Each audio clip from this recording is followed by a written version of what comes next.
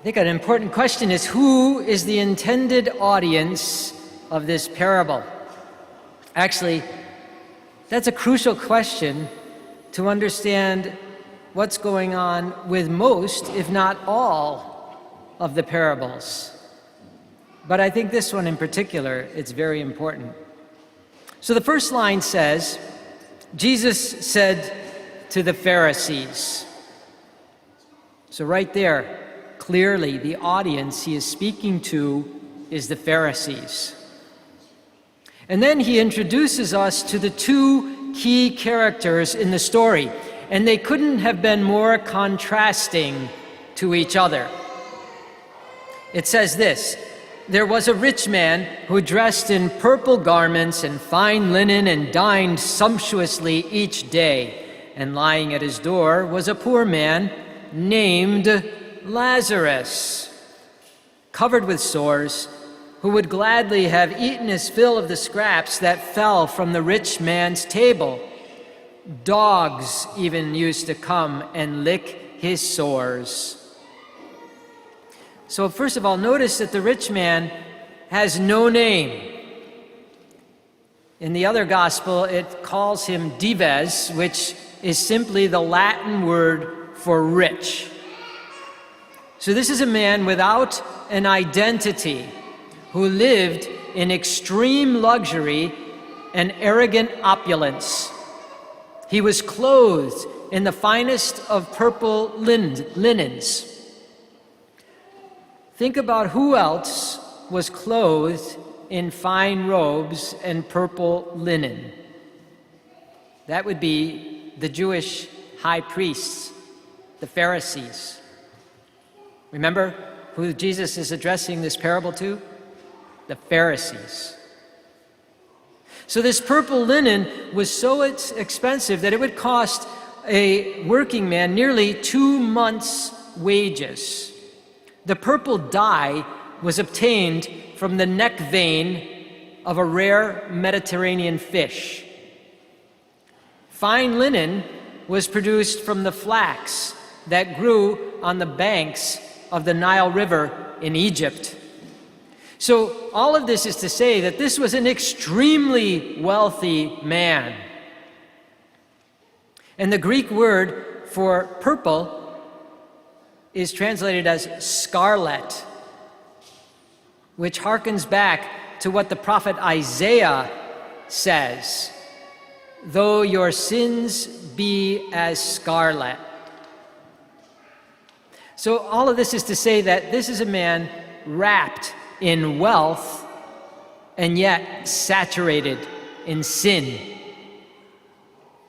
So the rich man feasted in luxury every day of his life. Common people ate meat, perhaps if they were really blessed, once a week, while every day the rich man was gorging himself on meat. And lying at the door of the rich man was a poor man named Lazarus. And he was covered with sores and would gladly have eaten the scraps. Now again, just speaking of the words themselves, the Hebrew translation of Lazarus is Eleazar, which means God is my help. God is my help. So you see, this is a real man, an individual with a proper name, Lazarus. And also at this time, of course, knives, forks, napkins, that didn't exist. So people ate their food with their hands. And if you were very wealthy, you wiped your hands on chunks of bread and then tossed it away.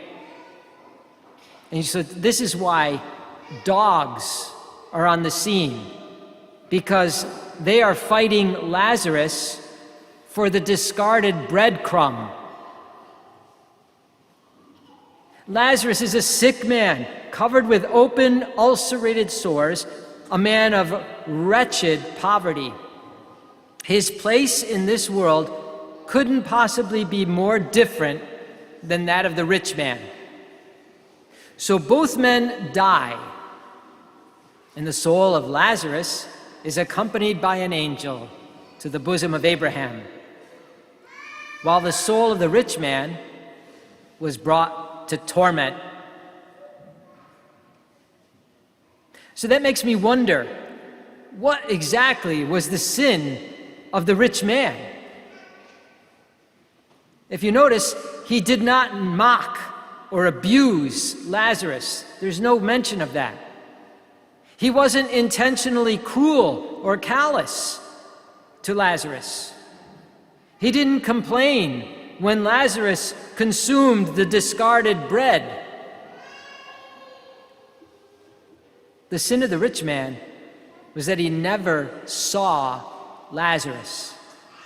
He never noticed him. It never occurred to him to help Lazarus to alleviate his suffering. Dives was a man, the rich man, who could behold bitter suffering, and yet he did not answer the cry of pity in his heart when he saw it.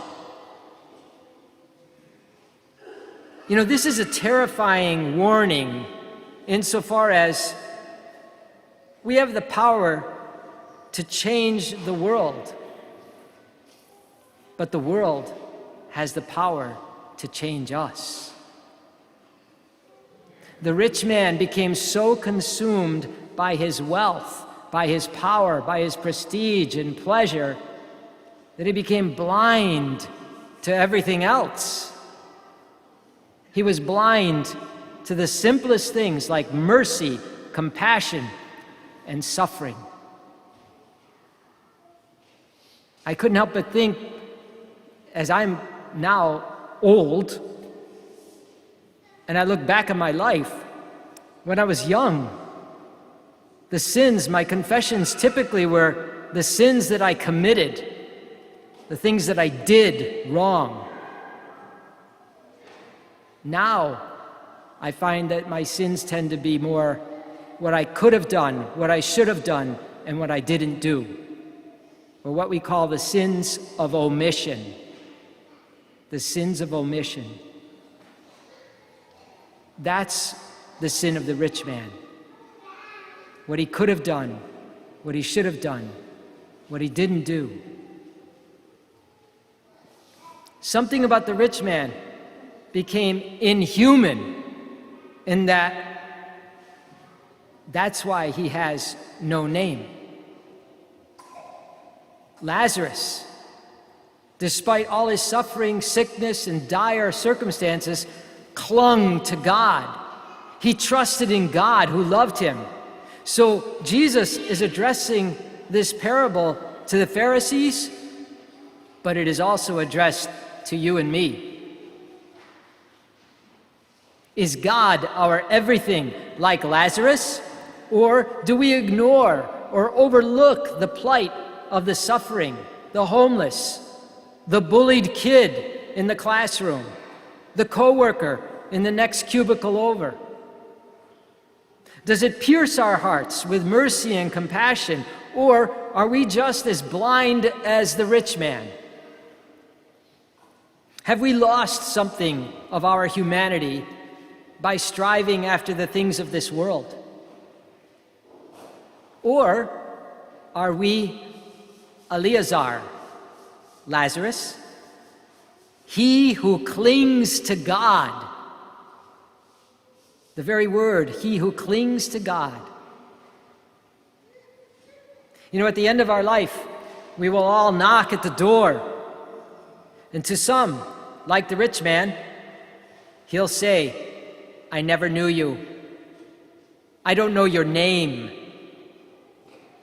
And to some, he'll say, you are the one who clung to me. You know, there's a sign series on the West Virginia Turnpike that says, driving while drowsy can put you to sleep permanently. Drowsy, uncaring living can put us to sleep. permanently.